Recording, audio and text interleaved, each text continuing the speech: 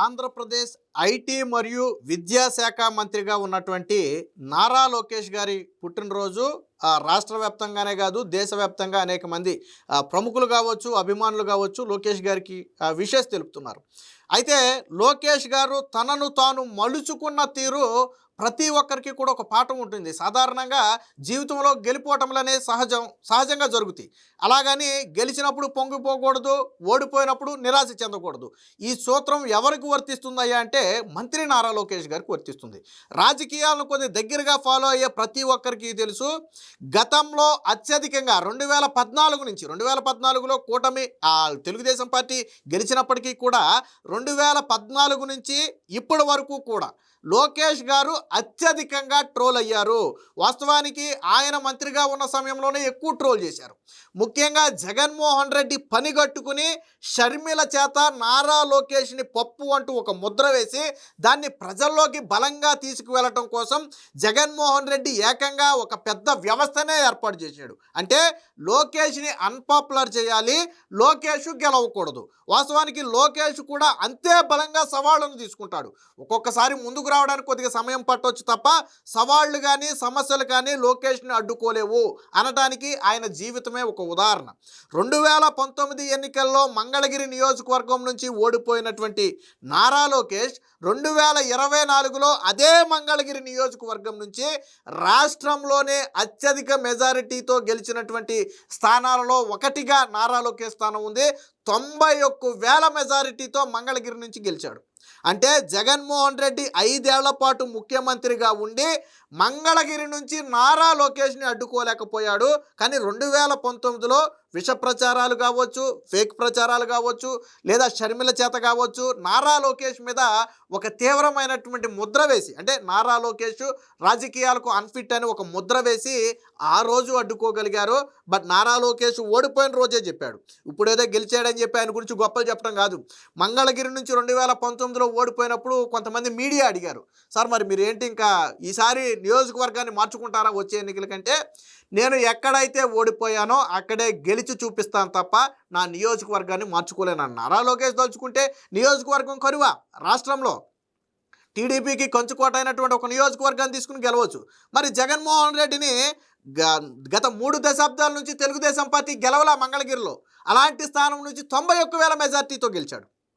నారా లోకేష్ ఓడిపోయిన తర్వాత కూడా, అంటే నాడు ప్రతిపక్ష పార్టీకి పరిమితమైన మంగళగిరిలో దాదాపుగా 20కి పైగా పథకాలను నారా లోకేష్ తన సొంత ఖర్చుతో మంగళగిరి ప్రజల కోసం కొనసాగించాడు. అన్నా క్యాంటీన్లు కొనసాగించాడు. వ్యాపారవేత్తలకు అలాగే జర్నలిస్టులకు అండగా నిలబడ్డాడు. సమస్యలుంటే తన సొంత నిధులతో రహదారులు వేయటం కావచ్చు, కొన్ని కాలనీలకు రోడ్లు వేయటం కావచ్చు, మంచినీటి సౌకర్యం కావచ్చు, యువతకు ఉపాధి కల్పించడం కావచ్చు, ఇలా అనేక రకాల సేవా కార్యక్రమాలు తాను ఓడిపోయినప్పటికీ తన సొంత డబ్బుతో చేశాడు. సో అది నారా లోకేష్. అంటే రాళ్ళు మన మీదకి చాలామంది రాళ్ళు ఇస్తున్నారు. ఆ రాళ్లను మనం పునాదులుగా మలుచుకోవాలి. అలాగే మనల్ని చాలామంది విమర్శిస్తారు. విమర్శించిన వాళ్ళే రేపొద్దున శభాష్ అనేలాగా పొగిడించుకోవాలి. సో అదే నిజమైన గెలుపు. ఆ గెలుపుని ఈరోజు నారా లోకేష్ చూశాడు. ఇక మంత్రిగా, గతంలో కూడా మంత్రిగా సక్సెస్ అయ్యాడు. జగన్మోహన్ రెడ్డి దుష్ప్రచారం తప్ప గతంలో కియా కావచ్చు, లేదా టీసీఎల్ కావచ్చు, అనేక కంపెనీలను ఫాక్స్కాన్ కావచ్చు గతంలోనే నారా లోకేష్ తీసుకురావడం జరిగింది.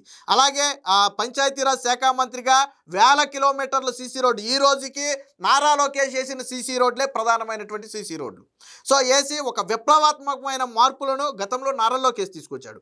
ఇప్పుడు ఒక సవాల్ విసిరే మంత్రి, గతంలో కూడా చెప్పాడు ఆయన, ఎందుకు మీరు ఈ శాఖ, విద్యాశాఖ అనేది ఎప్పుడు సవాళ్ళతో కూడినటువంటి శాఖ, మరి ఎందుకు ఇది తీసుకున్నారు అంటే, ఎన్ని సవాళ్లు ఎదురైనప్పటికీ కూడా విద్యా వ్యవస్థలో మార్పులు తీసుకురావాలని 2047 నాటికి ఏదైతే స్వర్ణాంధ్ర విజన్ 2047 ఉందో ఆ సమయానికి 100% అక్షరాస్యత సాధించాలి అనేది నా ఉద్దేశం. 2029 నాటికి 90% అక్షరాస్యత సాధించాలనేది నా ప్రధాన లక్ష్యం అని చెప్పారు. ప్రస్తుతం అక్షరాస్యత 70 నుంచి 72% వరకు ఉన్నట్టుగా ఉంది. అంటే ఎందుకు ఆ శాఖ తీసుకున్నారు? రెండోది ఐటీ శాఖ. రెండు భిన్నమైన శాఖలు వాస్తవానికి. అయినప్పటికీ కూడా రెండు శాఖలను కూడా సమర్థవంతంగా నడుపుతున్నారు. ఈరోజు పిల్లలకు అద్భుతమైన మధ్యాహ్న భోజనం కావచ్చు, వారికి ఇస్తున్నటువంటి బ్యాగులు కావచ్చు, పుస్తకాలు కావచ్చు, పేరెంట్స్ మీటింగులు కావచ్చు, దాని ఎన్నికలు కావచ్చు.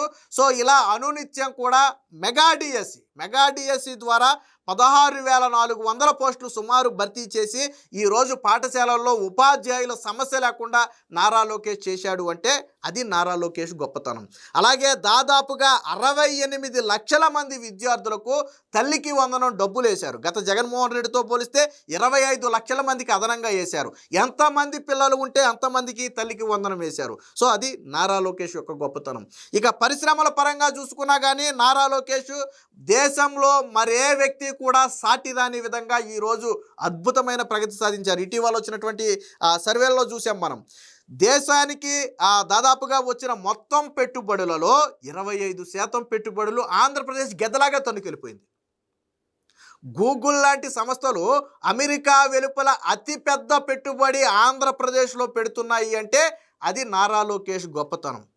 అలాగే టీసీఎస్ కావచ్చు, కాగ్నిసెంట్ కావచ్చు, ఆర్సిలర్ మెటల్ కావచ్చు, గ్రీన్ అమోనియా కావచ్చు, లేదా సెంట్రల్ గవర్నమెంట్ ప్రాజెక్టులు కావచ్చు, ఈరోజు ఆంధ్రప్రదేశ్కి క్యూ కడుతున్నాయి అంటే అది నారా లోకేష్ యొక్క గొప్పతనం. ఎందుకంటే పరిశ్రమలు, ఈజ్ ఆఫ్ డూయింగ్ బిజినెస్ అనేది గతం, స్పీడ్ ఆఫ్ డూయింగ్ బిజినెస్. ఈరోజు నారా లోకేష్ ఇతర రాష్ట్రాలకు కావచ్చు, ఇతర దేశాలకు కావచ్చు వెళ్ళినప్పుడు చెప్పేది ఒకటే, మీరు ఇతర రాష్ట్రాల్లో చూడండి, అంతకంటే మెరుగు ఆంధ్రప్రదేశ్ అంటేనే మీరు వచ్చి పెట్టుబడి పెట్టండి. అలాగే పెట్టుబడులు అంటే ఏదో ఎంఓయూలు చేతులు మార్చుకుని వదిలేయటం కాదు. ఈరోజు ప్రతి పరిశ్రమ కూడా 2 సంవత్సరాల్లో గ్రౌండ్ అవ్వాలని చెప్పి 25 వాట్సాప్ గ్రూపులు పెట్టి ఎవరికైతే మాతో ఎంఓయూలు కుదుర్చుకున్నారో వారందరితో స్వయంగా నారా లోకేషే కాంటాక్ట్ అవుతున్నాడు. అంటే ఆ వాట్సాప్ గ్రూపులో సంబంధిత అధికారులు ఉంటారు, ఆ సంస్థ ప్రతినిధులు ఉంటారు, నారా లోకేష్ కూడా ఉంటాడు. ఎక్కడా కూడా ఆలస్యం అనే అవకాశమే లేదు. ఎక్కడా కూడా ఎవరికి పైసా లంచం ఇవ్వాల్సిన అవసరమే లేదు.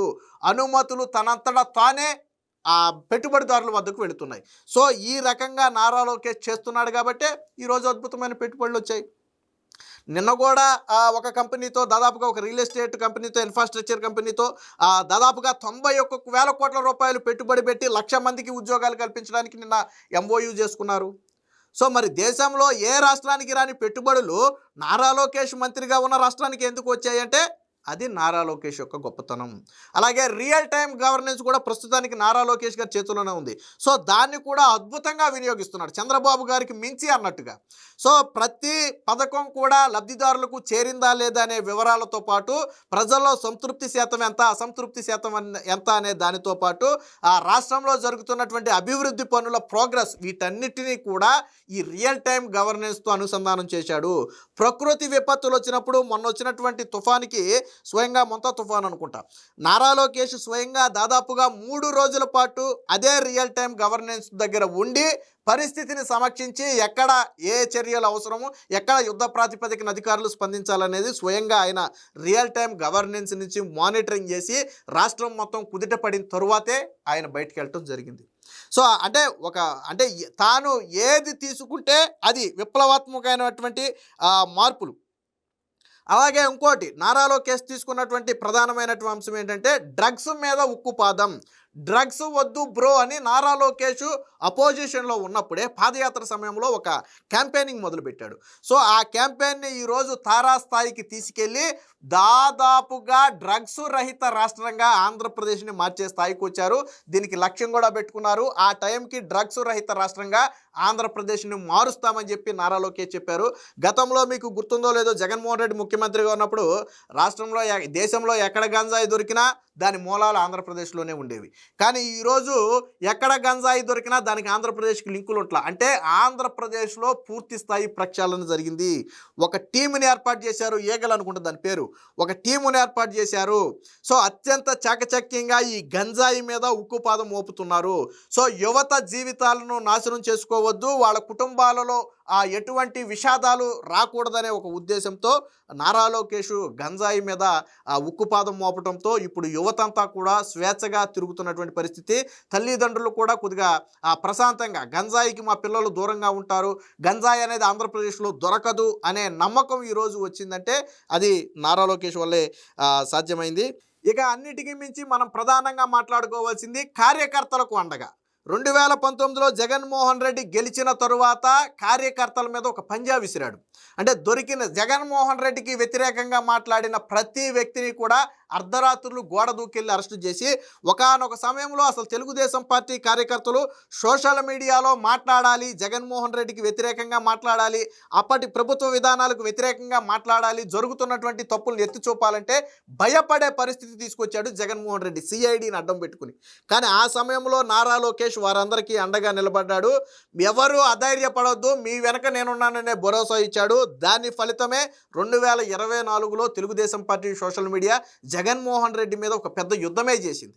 సో ప్రతి కార్యకర్త ఇంటికి స్వయంగా నారా లోకేష్ వెళ్ళటం, లీగల్ టీంని పంపటం, అరెస్ట్ అయిన వ్యక్తిని బెయిల్ మీద బయటికి తీసుకొచ్చి వాళ్ళ కుటుంబ సభ్యులకు చేర్చడం, వారిని ఆర్థికంగా ఆదుకోవటం, ఇలా అనునిత్యం కార్యకర్తలలో మమేకమై కార్యకర్తల్లో విశ్వాసాన్ని నింపాడు. అసలు 2015లో తొలిసారిగా కార్యకర్తల సంక్షేమ నిధి అనే ఒక ఆలోచనకు తెరతీసిందే నారా లోకేష్. కార్యకర్తల సంక్షేమ నిధి ప్రపంచంలోనే ప్రారంభించిన ఏకైక మొట్టమొదటి party Telugu Desam party. Telugu Desam party ప్రారంభించిన తర్వాతే ఇతర పార్టీలు దాన్ని స్ఫూర్తిగా తీసుకున్నాయి తప్ప ఆ రోజుల్లోనే కార్యకర్తల గురించి ఆలోచించినటువంటి ఏకైక వ్యక్తి నారా లోకేష్. ఇప్పటి వరకు తెలుగుదేశం పార్టీ కార్యకర్తల కుటుంబాలకు ప్రమాద బీమా కింద దాదాపుగా 200 కోట్లకు పైగా ప్రమాద బీమా చెల్లించారు అంటే అది నారా లోకేష్ గొప్పతనం. ఇటీవల ప్రమాద బీమాను 3 నుంచి 5 లక్షలకు కూడా పెంచడం జరిగింది. అంటే కార్యకర్త బాగుండాలి, కార్యకర్త కుటుంబంలో ఏదైనా జరగరానిది జరిగితే ఆ సమయంలో మనం అండగా ఉండాలని చెప్పి నారా లోకేష్ తీసుకున్నటువంటి నిర్ణయం. ఇక ఎన్టీఆర్ ట్రస్ట్ ద్వారా కూడా నారా లోకేష్ పాదయాత్ర సమయంలో కూడా మీరు చూడండి, ఎవరైనా బాధితులు వచ్చి మా పిల్లల్ని మేము చదివించుకోలేకపోతున్నాం, మేము ఆర్థికంగా ఇబ్బంది పడుతున్నామంటే నారా లోకేష్ వాళ్ళ ఫీజులు కడతానని హామీ ఇచ్చి ఫీజులు కట్టాడు. అలాగే చదివించుకోలేకపోతున్నానంటే ఎన్టీఆర్ ట్రస్ట్లో నేను చదివిస్తానని చెప్పి అనేక మంది పిల్లలను ఈ రోజుకి ఎన్టీఆర్ ట్రస్ట్ ద్వారా ఉచితంగా చదివిస్తున్నాడు నారా లోకేష్. అంటే అధికారంలో ఉన్నప్పుడు చేయటం కాదు, తాను అధికారంలో లేకపోయినా అటు మంగళగిరికి చేయాల్సింది చేశాడు, కార్యకర్తలకు చేయాల్సింది చేశాడు, పాదయాత్రలో చేయాల్సింది చేశాడు. సో నారా లోకేష్ అనే వ్యక్తి ఒక రోల్ మోడల్. ఎందుకనంటే ఇన్ని క్వాలిటీస్ మనకి ఏ నాయకుల్లోనూ దొరకవు. రెండోది, గతంలో తండ్రి చాటు తనయుడిగా నారా లోకేష్ని చెప్పుకునేవాడు, సొంత కార్యకర్తలు కూడా ఆ విధంగానే చెప్పుకునేవాళ్ళు. బట్ ఈరోజు తండ్రి ఇమేజ్తో సంబంధం లేకుండా నారా లోకేష్ ఇమేజ్తో తనంతట తానుగా ఒక లీడర్గా ఎదిగాడు. మీకు ఒక చిన్న ఎగ్జాంపుల్ కూడా చెప్తా. ఇటీవల ప్రధాని నరేంద్ర మోదీ గారు అనేక సందర్భాలలో స్వయంగా నారా లోకేష్ పేరు ప్రస్తావించి ఆయనను అభినందిస్తున్నారు అంటే అది నారా లోకేష్ గొప్పతనం. సో నారా లోకేష్ చేసినటువంటి పాదయాత్ర ఒక సుదీర్ఘ పాదయాత్ర, ఒక చరిత్ర. నారా లోకేష్ చరిత్రలో ఏదైనా ఒక మైలురాయి ఉందంటే చేసినటువంటి పాదయాత్రే.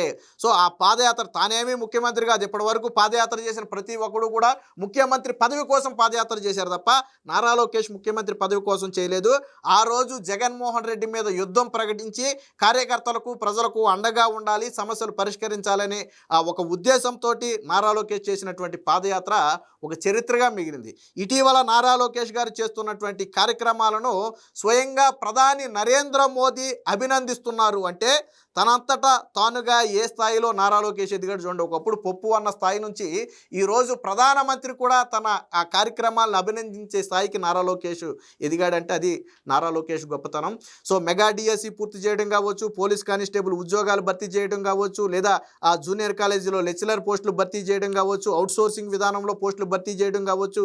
సో ఇలా అన్ని రంగాలలో కూడా అటు విద్యారంగం ఇటు ఐటీ ఈ రెండింటినీ కూడా రెండు కళ్ళలాగా భావించి ముందుకు తీసుకువెళ్తూ ఈరోజు ఎంతోమంది యువతకు కావచ్చు, రాజకీయాల్లోకి రావాలనుకుంటున్న వారు కావచ్చు, లేదా పట్టుదలతో జీవితంలో ఎదగాలి అనుకుంటున్న వారికి కావచ్చు, నారా లోకేష్ అనే ఒక వ్యక్తి రోల్ మోడల్గా మారారు. వీటన్నిటికీ మించి సహాయం గురించి మనం మాట్లాడుకోవాలి. నారా లోకేష్ అటు సోషల్ మీడియా ద్వారా కావచ్చు, ఇటు ప్రజా దర్బారు ద్వారా కావచ్చు ఇప్పటికే వేలాది మందికి సహాయం చేశారు. మీకు ఇంకొక చిన్న ఉదాహరణ చెప్తా. ఎవరికైనా సహాయం అవసరమైతే నారా లోకేష్కి చెప్పండి అనే స్థాయిలో ఈరోజు నారా లోకేష్ పేరు రాష్ట్ర వ్యాప్తంగా మారుమోగుతుంది. మీరు సోషల్ మీడియాలోకి ఒకసారి వెళ్ళి చూడండి. నారా లోకేష్ ఎక్స్ ఖాతా ట్విట్టర్లోకి వెళ్ళి చూడండి, ఆ ఆఫీసు అకౌంట్లోకి వెళ్ళి చూడండి. ఏ స్థాయిలో అంటే ఏ సమస్య అయినా కావండి, అది ఒక సెల్ టవర్ సమస్య కావచ్చు, ఒక రోడ్డు కావచ్చు, ఒక వాటర్ కావచ్చు, ఒక హెల్త్ ఇష్యూ కావచ్చు, ఒక రెవెన్యూ సమస్య కావచ్చు, ఒక పోలీస్ సమస్య కావచ్చు, ఒక కాలేజీ సమస్య కావచ్చు, లేదా ఇతర ఏ సమస్య అయినా కానివ్వండి, నారా లోకేష్కి ట్యాగ్ చేసి అన్నా మాకు ఈ సమస్య ఉంది, పరిష్కరించండి, మమ్మల్ని కాపాడండి అంటే వెంటనే నారా లోకేష్ స్పందించడమే కాకుండా ఆ సమస్య నిజమైనదే అని భావిస్తే, వారి పట్ల న్యాయం ఉందని భావిస్తే 100% ఆ సమస్యను పరిష్కరించడానికి నారా లోకేష్ కృషి చేస్తున్నారు. మరోపక్క ప్రజా దర్బారు, నారా లోకేష్ ప్రతి జిల్లాకి వెళ్ళిన చోట ప్రజా దర్బారు, ఇటీవల కాలంలోనేమో గతంలోనేమో ఇంటి దగ్గర ప్రజా దర్బారు, ప్రతిరోజు ప్రజా దర్బారు నిర్వహించారు. తరువాత ఇటీవల కాలంలో పార్టీ ఆఫీసులో వారానికి 1-2 రోజులు ప్రజా దర్బారు నిర్వహిస్తున్నాడు. అలాగే ఏదైనా పని మీద ఇతర జిల్లాకి వెళ్తే అక్కడ ప్రజలు వస్తారు, వాళ్ళని వదిలిపెట్టకూడదని అక్కడ ప్రజా దర్బారు నిర్వహిస్తూ ఆ ప్రజా దర్బారు సమస్యలను కూడా పరిష్కరిస్తూ ఇటు సోషల్ మీడియా వేదికగా కావచ్చు, ఇటు ప్రజా దర్బారు వేదికగా కావచ్చు, వచ్చినటువంటి లక్షలాది సమస్యలను తక్షణమే పరిష్కరిస్తూ, నేను ఇందాకే చెప్పినట్టుగా ఎవరికైనా ఒక సహాయం కావాలంటే, ఒక సమస్య పరిష్కారం కావాలి అంటే నారా లోకేష్ని అడగండి అవుతుందని స్థాయికి ఈరోజు నారా లోకేష్ ఎదిగాడంటే అతిశయోక్తి కాదు. గతంలో నారా లోకేష్ని చాలా తీవ్రంగా విమర్శించారు. సోషల్ మీడియాలో సహాయం చేస్తుంటే ఇదంతా పిఆర్ స్టంట్లు, నారా లోకేష్ చేస్తున్నటువంటి ప్రచారం, సెల్ఫ్ డబ్బా కొట్టుకుంటున్నాడని రకరకాల ప్రచారాలు చేశారు. ఎవరైతే ఆ రోజు నారా లోకేష్ డబ్బా కొట్టుకుంటున్నాడు అన్నారో వాళ్ళే వైసీపీ కార్యకర్తలకు సహాయం అవసరమయ్యి ఎవడు పట్టించుకోకపోతే ఓపెన్గా సోషల్ మీడియాలో పోస్ట్ పెట్టి అన్నా ఈ వ్యక్తికి మీరు సహాయం చేయండి అని అడిగేటువంటి పరిస్థితి.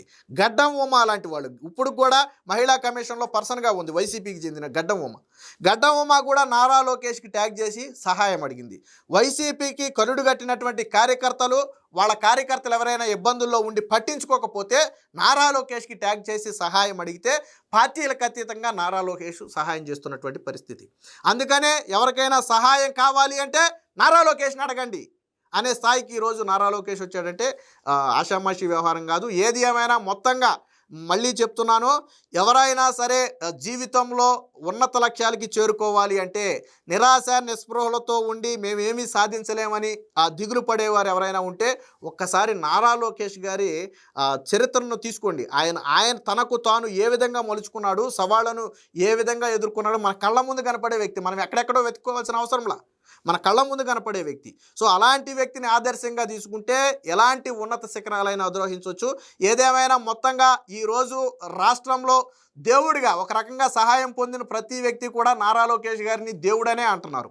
సో అలా దేవుడిగా కొలవబడుతున్నటువంటి నారా లోకేష్ గారికి హృదయపూర్వక జన్మదిన శుభాకాంక్షలు. మరింత కాలం ఇదే విధంగా ప్రజల సేవ చేస్తూ మరిన్ని ఉన్నత శిఖరాలు, అందరి లక్ష్యం ఏంటో తెలుసు, నారా లోకేష్ గారిని ఒక మంచి పొజిషన్లో చూడాలనుకుంటున్నారు. ఖచ్చితంగా ఆ స్థానానికి కూడా ఆయన చేరుకోవాలని కోరుకుంటూ మనందరి తరపున నారా లోకేష్ గారికి హృదయపూర్వక జన్మదిన శుభాకాంక్షలు.